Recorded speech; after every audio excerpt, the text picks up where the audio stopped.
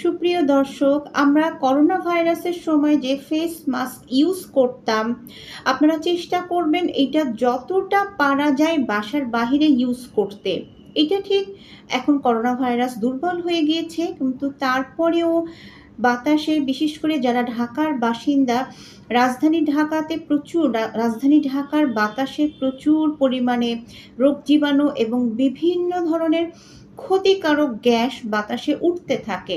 সীসা, পলিথিনের টুকরা সহ আরও অনেক ধরনের রোগ জীবাণু, যেগুলা আমাদের নাক, মুখের মাধ্যমে আমাদের ফুসফুসে যেয়ে পৌঁছায় এবং বছরের পর বছর, বছরের পর বছর এইভাবে ফুসফুসের মধ্যে রোগ জীবাণু, ধুলাবালি জমতে জমতে শ্বাসকষ্টের অনেক ধরনের সমস্যা তৈরি হয়।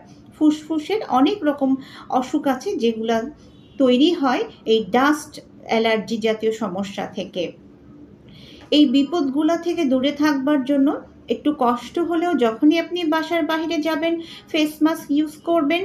এমন যদি হয় যে সার্জিক্যাল ফেস মাস্ক আপনার বারবার নতুন কিনতে ঝামেলা হচ্ছে বা আপনি টাইম পাচ্ছেন না, সেক্ষেত্রে কাপড়ের মাস্কও পাওয়া যায়, যেটা ওয়াশ করা যায়। আপনার জন্য যেটা সুবিধা হয় আপনি সেই মাস্কটা অবশ্যই ইউজ করবেন। এটা তো খুব হালকা একটা জিনিস, খুব ইজিলি আপনি আপনার শার্টের পকেটে অথবা ফিমেলরা তাদের ভ্যানিটি ব্যাগের মধ্যে রাখতে পারেন। অবশ্যই এটা ইউজ করবেন এবং আত্মীয় স্বজন, বাসার মেম্বারদেরকেও নিয়মিত বাসার বাহিরে গেলে ফেস মাস্ক ইউজ করার চর্চা করতে হবে। ধন্যবাদ।